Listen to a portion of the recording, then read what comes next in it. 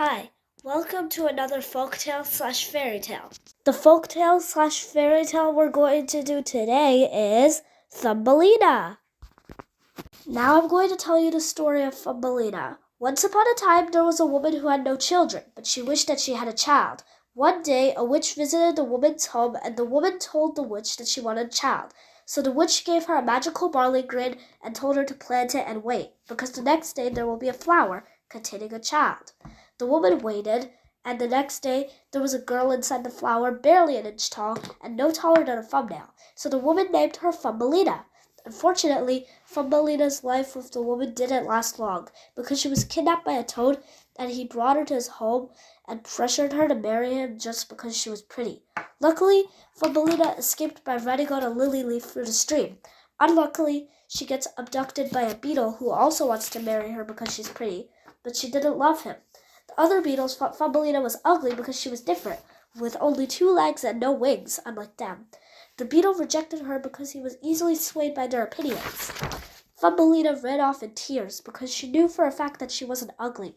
Eventually, she met a field mouse and he told her that she could stay at his home for the whole winter if she wanted to, but only if she promised to tell him stories every night. And Thumbelina promised. The field mouse knew a wealthy mole who would love to be Thumbelina's husband, but Thumbelina didn't want to be the mole's wife. But she also didn't want to upset the field mouse, so she went with him to the mole's home, which was way bigger than the field mouse's home. If Thumbelina married the mole, she wouldn't be able to go out in the sun.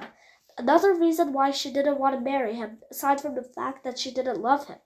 When she told the field mouse this, he got an idea that Thumbelina could ride on a bird's back with him to somewhere far away from the mole's home, where it's always summer and beautiful flowers bloom. Thumbelina accepted and they rode far away. In the flower there was a fairy king who was Thumbelina's height, and he loved Thumbelina. He told her that if she marries him, she'll become queen of flowers. Thumbelina accepted and married him, and she became the queen of flowers. And they lived happily ever after. Now I'm going to give you some information about the fairy tale Thumbelina.